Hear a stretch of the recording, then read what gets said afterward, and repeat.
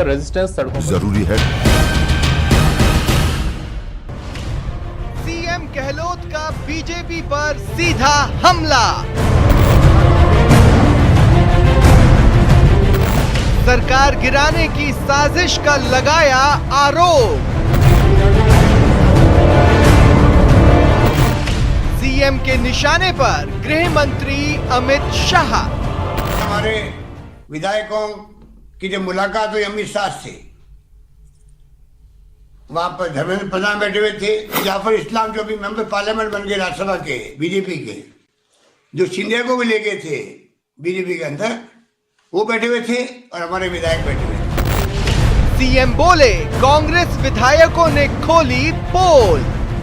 1 घंटा मुलाकात उनकी हुई और वो विधायक कहते हैं आकर के मुझे सब हमें शर्म आ रही थी, कहाँ ये अमित शाह गृह मंत्री के रूप में बैठे हुए हमें मिठाई खिला रहे हैं, नमकीन खिला रहे हैं। महाराष्ट्र के बाद फिर खतरे में राजस्थान। ये षड्यंत्र बीजेपी हर राज्य में कर रही है। महाराष्ट्र की बारी आने वाली है, लोग कहते हैं, पता नहीं क्या होगा। राजस्थान में वापस गेम शुरू करने वाले हैं, ये इनकी सोच है। बीजेपी पर लगाया लोकतंत्र के खिलाफ काम करने का आरोप। सीएम के आरोपों पर बीजेपी का पलटवार। अफसोसजनक है, दुर्भाग्यपूर्ण है कि उन्होंने बिना किसी प्रमाण के भारत के माननीय गृह मंत्री अमित शाह जी और केंद्रीय मंत्री धर्मेंद्र प्रधान जी का बिना किसी प्रसंग के नाम लिया।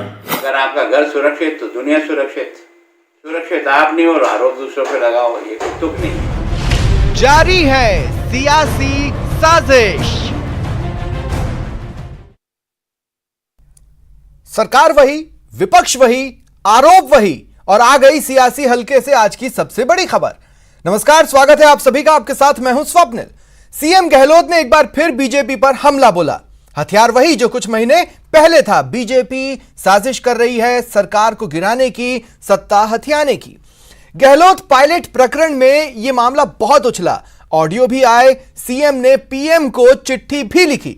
इस बार नया है उसी आरोप का पुनर्जन्म। इस बार सीएम कह रहे हैं कि बीजेपी फिर साजिश शुरू कर चुकी है। निशाने पर आलाकमान शब्द नहीं आया है, शाह नाम आया है। उधर बीजेपी ने कहा अपने घर को संभालने में नाकाम रहने पर गहलोत ऐसी बयानबाजी कर रहे हैं।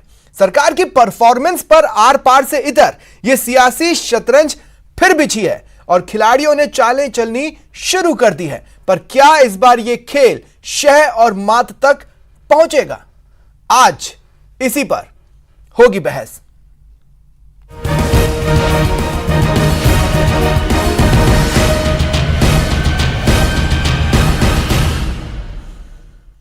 और मेरे साथ एक गेस्ट पैनल जुड़ा हुआ है। कांग्रेस नेता आरसी चौधरी जुड़े हुए हैं, पत्रकार वरिष्ठ पत्रकार ओम सैनी जी जुड़े हुए हैं और साथ ही मेरे साथ फोन लाइन पर इस वक्त नेता प्रतिपक्ष गुलाबचंद कटारिया जी हैं। आप सभी का स्वागत है न्यूज़ 18 राजस्थान पर। गुलाबचंद कटारिया जी, आपसे शुरुआत करना चाहता हूं और मैं कहना चाहता हूं, एक बात तो है, प्रदेश चाहे जो हो, सरकार चाहे जिसकी हो, आप डरा कर तो सबको रखते हैं। निश्चित रूप से देखो क्या है कि इस समय बेमौसम बारिश होने का कोई कारण होना चाहिए।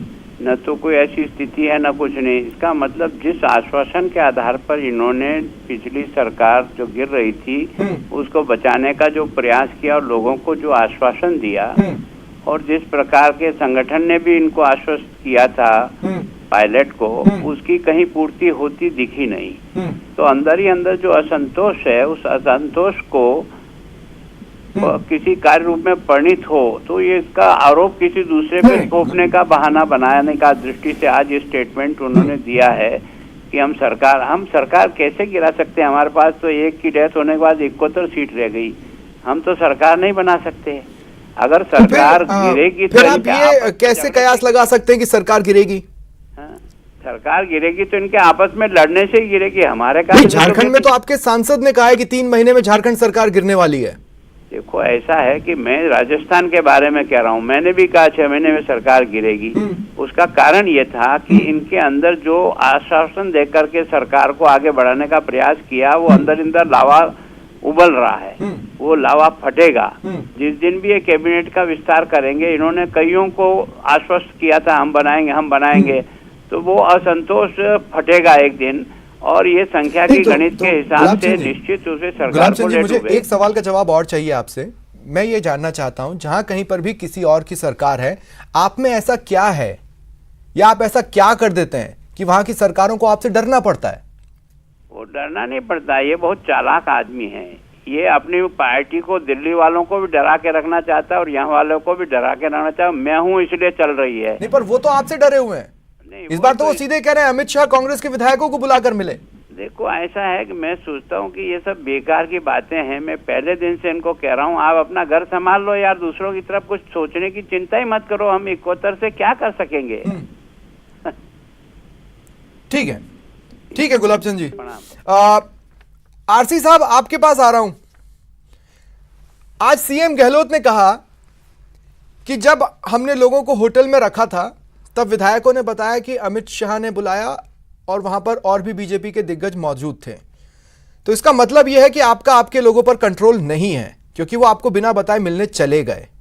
ऐसे लोगों के साथ तो कोई भी सरकार डरी रहेगी।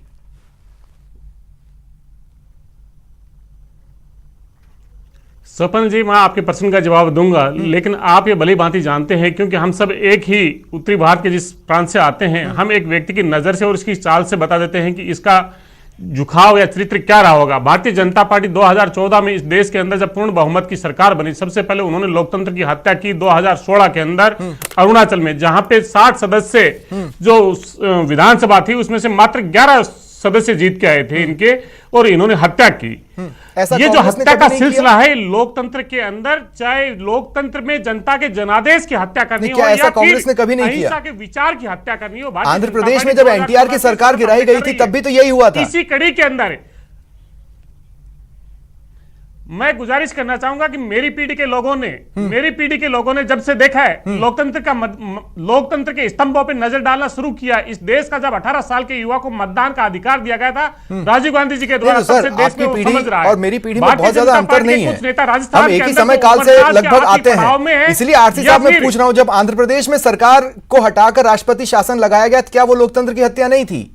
वहां पर चुनी हुई सरकार थी, बहुमत में थी, कांग्रेस ने डिसाइड किया कि नहीं राष्ट्रपति शासन लगाएंगे। एनटीआर दौड़ते हुए आए विदेश से कि नहीं साहब मेरे पास बहुमत है, देखो मैं राष्ट्रपति भवन में उनको चलवा रहा हूं, आपके सामने नंबर्स हैं, लेकिन राष्ट्रपति शासन लगा। स्वपन जी, जिस घटना का आप जिक्र कर रहे हैं, देश के अंदर राष्ट्रपति शासन लगना, ये तमाम जो चीजें हैं वो एक संवैधानिक ढांचे के अंतर्गत होती है, संविधान की धारा के अंतर्गत होती है, आर्टिकल के तहत होती है।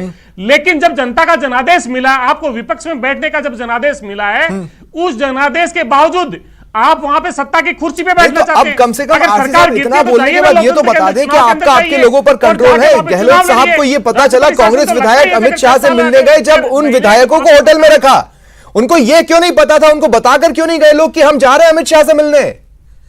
आपके कंट्रोल में नहीं है क्या कांग्रेसी? देखिए, राजस्थान के स्वपन जी, राजस्थान के लोग गहरे कुएं का पानी पीते हैं। राजस्थान के जो कांग्रेस के विधायक हैं वो भारतीय जनता पार्टी के चरित्र को समझने के लिए गए, तभी तो हमें पता चला ना, तभी तो हमारे नेताओं को बताया ना किस प्रकार के लोभ लालच प्रलोभन और किस प्रकार के षड्यंत्र रचते हैं लोकतंत्र की हत्या के लिए। तो फिर उन्होंने नाप तौल कर कांग्रेस में रुकने का फैसला लिया। जो प्रयास होते हैं उनकी क्लास हमारे तो लगती नहीं, इसलिए जहां पे लगती है वहां पे जाके उन्होंने पता किया, और पता करने से आज पता चला तो लोकतंत्र की सरकार बची ना राजस्थान के अंदर। इसलिए भारतीय जनता पार्टी के नेता से पूछिए, नेता प्रतिपक्ष है, कद्दावर नेता है, वरिष्ठ नेता है, क्या उम्र के आखिरी पड़ाव में वो लोकतंत्र की हत्या करना चाहते हैं? ठीक है आरसी साहब, मैं आगे आपके पास आता हूं। ओम सैनी जी, मैं आपके पास आ रहा हूं। अब मुझे कांग्रेस से एक शिकायत हमेशा रहेगी, आधी अधूरी जानकारी क्यों देते हैं? मतलब आरोप अभी कुछ दिन पहले भी लगा रहे थे, लेकिन सबूत बताने को तैयार नहीं थे। फिर वो तो एकाएक कुछ ऑडियोज हवा में आ गए और हमें भी उस न्यूज में कुछ सबूत दिखाने का मौका मिल गया। इस बार भी एक तरह से आरोप ही तो लगाया है, बड़ी बात बोली, बड़ा वार किया, लेकिन है तो आरोप ही। सरकार ये कैसे कर सकती? सबूतों के साथ सामने आए ना भाई, आप सरकार हो। देखिए, लोकतंत्र में ये सारी चीजें होती हैं तो उसके लिए कहा जाता है कि वैचारिक युद्ध चल रहा है। उस वैचारिक युद्ध में भारतीय जनता पार्टी अपने आप को स्थापित करने के लिए तत्पर है, तो उसी तरीके से कांग्रेस अपने को बचाने के लिए तत्पर है। और उसमें जो रास्ते और साधन जो अपनाए जा रहे हैं उनको लेकर के नाराजगी का सिलसिला हो सकता है, कभी कांग्रेस ने भी अपनाया था, आज ये बीजेपी अपना रही थी, लेकिन बीजेपी जिस तरीके से अपना रही है वो बड़ा खतरनाक है। क्योंकि जब पहले हुआ तब तो ये कहा था कि आया राम गया राम का सिलसिला हो गया, कि सारे के सारे कांग्रेस में आ गया, सारे के सारे कहीं और चले गए। तो जनता पार्टी के शासन के बाद में जो एक चेंज हुआ था तो वैचारिक विजय के बाद में हुआ। मिसेस गांधी जिस तरह का चाहती थी उस तरह का हिंदुस्तान बनाने के लिए सब कुछ किया और संविधान की धाराओं के तहत किया। अभी जो कुछ हो रहा है ये बड़ा खतरनाक है, इसको इतना सहज रूप से और सियासत का शतरंज नहीं कहा जा सकता। और इसके लिए जो अनुभवी लोग हैं, जिन्होंने वे प्रजातंत्र को चलते हुए देखा है, गुलाब चंद जी को मैं ठीक से जानता हूँ, वो भारतीय जनता पार्टी से पहले जनसंघ पार्टी के नेता रहे हैं। ठीक है, उन्होंने ये भी कहा है उस वक्त के कांग्रेस के शासन को हटाने के लिए विकल्प हम लोग देंगे तो भारतीय जनता पार्टी बनी। उस भारतीय जनता पार्टी का जो स्वरूप आज देखने को मिल रहा है ये बड़ा खतरनाक है।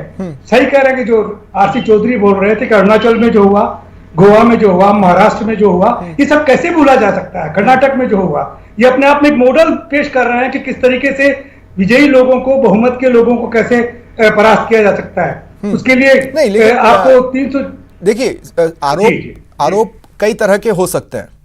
मैं फिर कह रहा हूं, जैसे पिछली बार जब आरोप लगाया था तो सीधे नाम लेने से बच रहे थे, इस बार आरोप में वो नाम भी ले रहे हैं।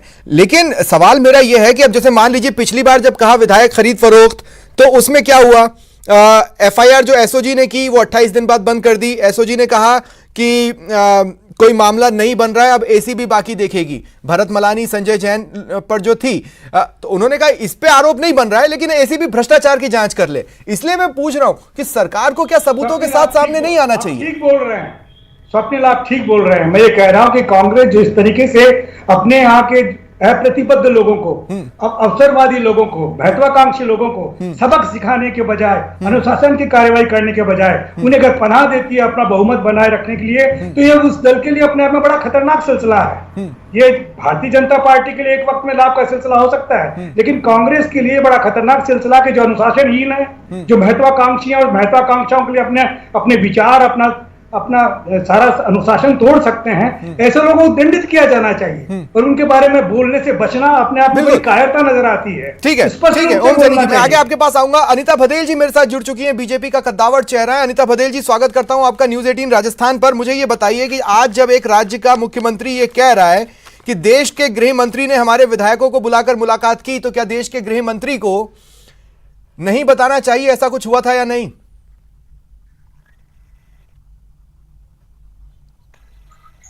मैं देखिए आपको बताना चाहती हूँ कि कांग्रेस के जो मुख्यमंत्री अशोक गहलोत जी हैं राजस्थान प्रदेश में, वो हमेशा अपनी गलतियों को ढकने के लिए बीजेपी पर या बीजेपी के नेताओं पर आरोप लगाते आए हैं। पर आप इतने सॉफ्ट टारगेट नहीं आरोप इसी सिलसिले में ये आरोप उन्होंने नया भी लगाया है, क्योंकि सॉफ्ट टारगेट नहीं है, क्योंकि वो चाहते हैं कि हम किसी तरह से अपनी जो गड़बड़ियां हैं वो गड़बड़ियां दूसरों के माथे डाल देंगे। पहले भी उन्होंने ऐसा किया। देखिए मैं आपको एक कहानी बताता हूँ अनिता जी, पूरी उम्मीद है आपने भेड़िया आया वाली कहानी सुनी होगी, हाँ है ना? भेड़िया आया वाली कहानी में इतनी बार भेड़िया आया बोला कि जब असली में भेड़िया आया तो कोई बचाव के लिए आया नहीं। मैं कह रहा हूं आप इतने सॉफ्ट टारगेट नहीं है ना? आया नहीं। हाँ, आप इतने सॉफ्ट टारगेट हैं क्या? नहीं है ना? नहीं, मैं आपको ये बता रही हूँ, इतने सॉफ्ट टारगेट नहीं। हाँ नहीं है, वो इतने सॉफ्ट टारगेट नहीं है। तो ऐसा कुछ किया होगा कि इसीलिए आप सॉफ्ट टारगेट नहीं है। अशोक गहलोत जी कुछ भी अनर्गल बोलने में, अनिता जी उनका क्या जाता है? देखिए मैं कह रहा हूँ, मैं नैतिक अनैतिक शब्द का इस्तेमाल नहीं कर रहा, लेकिन बीजेपी को चौंकाने वाली सियासत के लिए तो जाना जाता है। मूल्यों की राजनीति नहीं करनी है ना। हाँ, मैं ये कह रहा हूँ, मैं नैतिक अनैतिक शब्द का इस्तेमाल नहीं कर रहा, लेकिन बीजेपी को चौंकाने वाली राजनीति के लिए तो जाना जाता है। मैं आपको यही कह रही हूँ कि अशोक गहलोत जी को अपनी सरकार बचाने के लिए वो किसी पर भी आरोप मढ़ने के लिए तैयार है, क्योंकि केंद्र में उनका नेतृत्व जिस तरह से ढुलमुल तरीके से कार्य कर रहा है, उनको लगता है कि बीजेपी के केंद्रीय नेताओं पर आरोप उछालने से यदि लोग हमारे ऊपर सॉफ्ट कॉर्नर से, सॉफ्ट नजरिए से देखेंगे तो उसका फायदा हमें मिलेगा। और इसी वजह से वो बार-बार ठीक है, लेकिन आपने मुझे ये नहीं बताया कि अमित शाह जी को सामने आकर बताना चाहिए या नहीं। ठीक है अनिता जी, मैं आगे आपके पास आता हूं। आरसी साहब, मैं अब आपके पास आ रहा हूं। आरसी साहब, मैं ये कह रहा हूं कि जिस राज्यसभा चुनावों के वक्त और सियासी संकट के दौर में यह कहा जा रहा था कि बीजेपी कांग्रेस के विधायकों की खरीद फरोख्त कर रही है, उसी दौर की बात कांग्रेसी विधायक महेंद्रजीत मालविया भी एक वीडियो में करते दिखाई दिए। आप समझ गए होंगे, आगे तो सवाल की जरूरत ही नहीं है।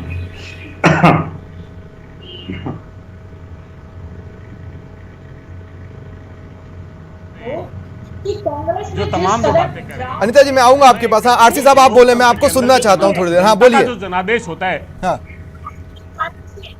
मैं कह रहा हूं जनता का जो जनादेश होता है, लोकतंत्र के जो रियल रक्षक हैं वो जनता है।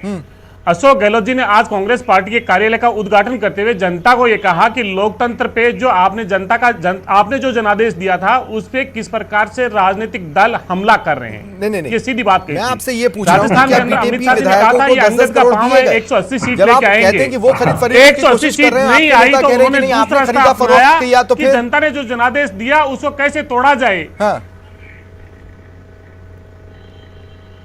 स्वप्न जी क्या है कि आप बीच में बोल पाते हैं, अपन दूर से डिबेट कर रहे हैं इसलिए आपका पर्सन इंटरप्ट हो जाता है। मेरे को जैसे ही रोक दें आप, चाहे मेरी स्पीच साउंड को बंद कर दें या नहीं 30 आरसी सेकंड का समय दे दें, साहब, उसमें आप जानते हैं मुझे, मैं किसी को म्यूट नहीं करता, मैं खुला डिस्कशन पसंद करता हूं।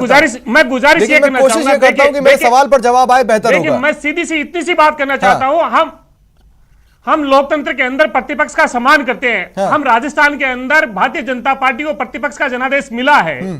उसके नेता जो स्वयं अभी लाइन पे थे, अभी नहीं है, उन्होंने कहा कि राजस्थान के अंदर 6 महीने से ज्यादा सरकार नहीं चल पाएगी। ठीक है। मैं तो स्वयं उन नेता से गुजारिश करना चाहता हूं कि उन्होंने वो बयान और वक्तव्य किस आधार पे दिया, ठीक है। या वो अति महत्वाकांक्षी है कि उम्र के एक्चुअली अंतिम मेरे पड़ाव साथ में गुलाबचंद वो कटारिया जी भी मुख्यमंत्री फोन का लाइन पर सपन हैं। देख के गुलाबचंद जी, बार-बार मैं आपसे ये पूछना चाहता हूं कि हाँ, तो पिछली ये बार वही बता देना मुख्यमंत्री कि अशोक आपकी गहलोत जो ने नजर आ रही है, प्रधानमंत्री आपको नरेंद्र नेता मोदी की को इस बात संबंध में बताइए खत और लिखा, हमारे नेता प्रधानमंत्री को ने जो जवाब विधायक नहीं से दिया। संपर्क किया, वो बात आज करिए। वो गृह मंत्री पर आरोप लगा रहे हैं, मुझे पूरी उम्मीद है गृह मंत्री भी जवाब नहीं देंगे। देखो, मैं जो अब तक जो कुछ भी समझा हूँ, हाँ। ये बहुत ही चालाकी से अपनी बात को रखते हैं। इनको क्या है कि अपनी बात कह करके अपने केंद्र के नेतृत्व को भी दबाव में लेना है, और राजस्थान में इनके जो लोग बिखर रहे हैं उन पर भी एक दबाव बनाने के लिए बेमौसम बारिश की है। मैंने जो कहा था वो बिल्कुल इस तथ्यों के आधार पे कहा कि जिन बातों के आधार पर इन्होंने विधानसभा में अपना बहुमत साबित करने के लिए जो लोगों को आश्वस्त किया था वो आश्वस्त पूरे नहीं हो रहे हैं। उसके कारण से उनके अंदर ही अंदर लावा तैयार हो रहा है, और तैयार लावा कभी भी फटेगा, क्योंकि जिस पार्टी संगठन के बारे में कहा वो कुछ शुक्रिया नहीं करता हुआ। हूं गुलाबचंद जी आपका मेरे साथ जुड़ने के लिए और अपनी बात को रखने के नहीं, लिए। आप बता दीजिए, लेकिन आरसी साहब आप मेरे साथ रहे, ओम सैनी जी आप भी मेरे साथ रहे, अनिता बघेल जी भी मेरे साथ रहे। अमित शाह मिले, आप नाम बताइए ना, आपके पास कौन लोग मिले? राजस्थान के अंदर बेमारी कौन कर रहे हैं? ये तो आप ही बता दीजिए ना, जब आपने ये बात निकाली, जब बात छेड़ी है तो दूर तक ले जाइए ना। आरसी साहब, कौन रोक रहा है? ये राजस्थान की जनता को बता दीजिए आप। अरे जब बात निकाली है तो छेड़ ही दिए तो दूर तक ले जाइए ना। आप ही बता दीजिए कौन कौन विधायक मिले, कौन मना कर रहा है? देखिए, हम तो कह रहे हैं कि हमारे जो विधायक हैं वो इस भारतीय जनता पार्टी के प्रोपेगेंडे को फैल किया है और आगे फैल करेंगे, और कांग्रेस के नेता एकजुट हैं, राजस्थान की जनता के जनादेश का सम्मान करेंगे, लेकिन हम तो सम्मान प्रतिपक्ष का भी करते हैं। ठीक है, ठीक लोकतंत्र में है, ठीक है आरसी साहब, हिस्सा है। ठीक है। प्रतिपक्ष ने नेता ने स्वयं ने अपने श्रीमुख से कहा है, ठीक तो है, वो बताएं उनसे कौन लोग मिले थे। ठीक है। और किस ओम सैनी जी, ओम सैनी जी, मेरा सवाल आपसे ही होना था, लेकिन अब अनिता बघेल जी बड़ी इंटरेस्टिंग बात है, कांग्रेस नहीं बताएगी कोई विधायक मिलेंगे या नहीं। मेरा सवाल आपसे यही था, अमित शाह बताएंगे कि उन्होंने बुलाया था या नहीं? अनिता जी से पूछ रहे हो ना? हाँ हाँ अनिता जी, मैं आपको ये बताना चाहती हूँ कि ये बार बार ये आरोप लगा रहे हैं। पहले बताया कि केंद्रीय नेतृत्व बदलना चाहता है, राजस्थान की सरकार को गिराना चाहता है। अब ये 3 महीने बाद 4 महीने बाद अमित शाह जी का नाम लेकर के बोल रहे हैं, अभी 2 महीने बाद किसी और नेता का नाम लेकर के बोलेंगे। जी, आपका कॉन्फिडेंस जो है ना, मतलब बीजेपी का जो कॉन्फिडेंस है वो संदेह क्रिएट करता है। देखिए, आप 2018 से कह रहे हैं सरकार जाने वाली है, झारखंड में नवंबर की शुरुआत में बीजेपी के सांसद ने कह दिया 3 महीने रुकिए, झारखंड से सरकार जाने वाली है। ये कॉन्फिडेंस किस बेसिस पर लाते हैं आप? मेरी बात को पूरा कर लेने दीजिए। हाँ बोलिए। अभी गुलाबचंद कटारिया जी ने जो बात कही कि ये अपने लोगों को संतुष्ट नहीं कर पा रहे हैं, अपने लोगों को साथ लेकर के नहीं चल पा रहे हैं, वो उनकी प्रॉब्लम है। पायलट जी का इतना बड़ा प्रकरण जब चुनाव हुए थे, वो उनकी प्रॉब्लम है। मैं आपको बैक में ले जाना चाहती हूँ, बैक हिस्ट्री में ले जाना चाहती हूँ। अच्छा, जब बताइए। चुनाव हुए थे तब भी 2 महीने तक मुख्यमंत्री नहीं बन पाया था राजस्थान प्रदेश का। उस समय भारतीय जनता पार्टी नहीं थी भाई, आपके आपस में झगड़े थे। आपका भी प्रदेश अध्यक्ष लगभग 72 दिन नहीं बन पाया था। कांग्रेस पार्टी में से कौन तो पार्टी में कुछ गड़बड़ थी। खैर, सीएम और प्रदेश अध्यक्ष के बीच में मैं क्या कंपैरिजन करूं। बहरहाल ओम सैनी जी, मैं चाहता हूं कि मैं ओम सैनी जी, मैं आपके पास आ रहा हूं और मैं फिर उस बात को लेना चाहता हूं। देखिए, सरकार गिराने की साजिश हो रही है या नहीं हो रही है, इसका सबूत जो 2 धड़े दे सकते हैं वो नहीं देने वाले हैं। सिंपल। हाँ, बिल्कुल ठीक है, बिल्कुल ठीक कह रहे हो सर स्वप्निल।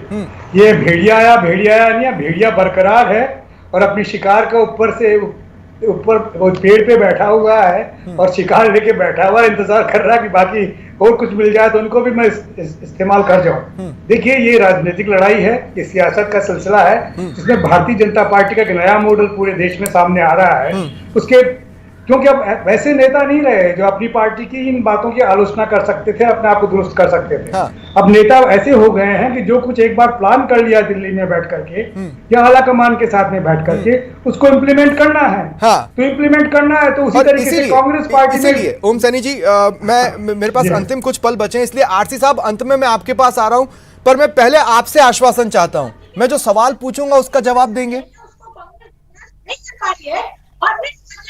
बिल्कुल ठीक है आरसी साहब, मैं ये कह रहा हूँ, पिछली बार आपने तमाम बातें की लेकिन निष्कर्ष तक नहीं पहुंचा पाए। इस बार आप फिर वही बात निकाल रहे हैं, निष्कर्ष तक पहुंचा पाएंगे? है कुछ आपके पास? निष्कर्ष यही है कि कांग्रेस के लोगों को सजग रहना है, लोकतंत्र के हत्यारों से लोकतंत्र को बचाना है, जनता के जनादेश का सम्मान करना है। ये कांग्रेस के हर कार्यकर्ता और हर नेता का कर्तव्य है और कांग्रेस का हर व्यक्ति आज सजग है। मैं कह रहा हूं कि कोई साजिश करता है और लोकतंत्र की हत्या करता है तो सबूतों के साथ आप उसको सामने लाकर बेनकाब कर जेल में क्यों नहीं डलवाने की व्यवस्था करते हैं? देखिए लोकतंत्र की हत्या जिस प्रकार से मध्य प्रदेश में की, जिस प्रकार से राष्ट्रपति शासन हटा के महाराष्ट्र के अंदर जनता राष्ट्रपति शासन में सोई और रात को गवर्नर ने शपथ दिला दी, उसको किस प्रकार से लाया जाएगा? लोकतंत्र की हत्या का तरीके जो है वो ऐसे है कि सबूत के साथ में नहीं, वरना तो सलाखों के पीछे जाए। लोकतंत्र की हत्या तो कांग्रेस ने किया ना, वहां पे दल बदल कानून लेके आए ना।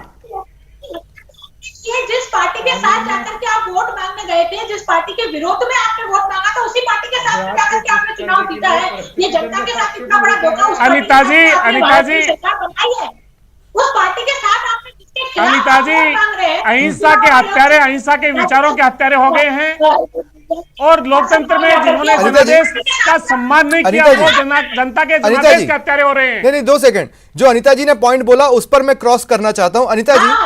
अनिता जी मैं ये बोल रहा हूं कि इस चुनाव में तो नहीं, लेकिन इससे पिछले बिहार चुनाव में जदयू ने आपके अगेंस्ट जाकर चुनाव लड़ा और फिर आपने उनके साथ 3-3.5 साल सरकार चला ली। तब जनादेश का क्या था?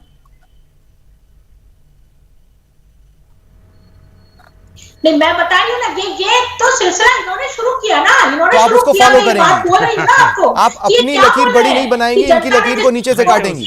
तो जनता ने वोट दिया तो भारत की यही भाजपा का यही बता रहे हैं उसी। चलिए ठीक है, एक बार फिर ये जिन्न बाहर आ चुका है। इंतजार कीजिए कि ये चिराग कितनी दूर तक इस जिन्न को पहुंचा पाता है। बहुत बहुत शुक्रिया आप तीनों का मेरे साथ जुड़ने के लिए और इस चर्चा में शामिल होने के लिए। फिलहाल इतना ही, नमस्कार।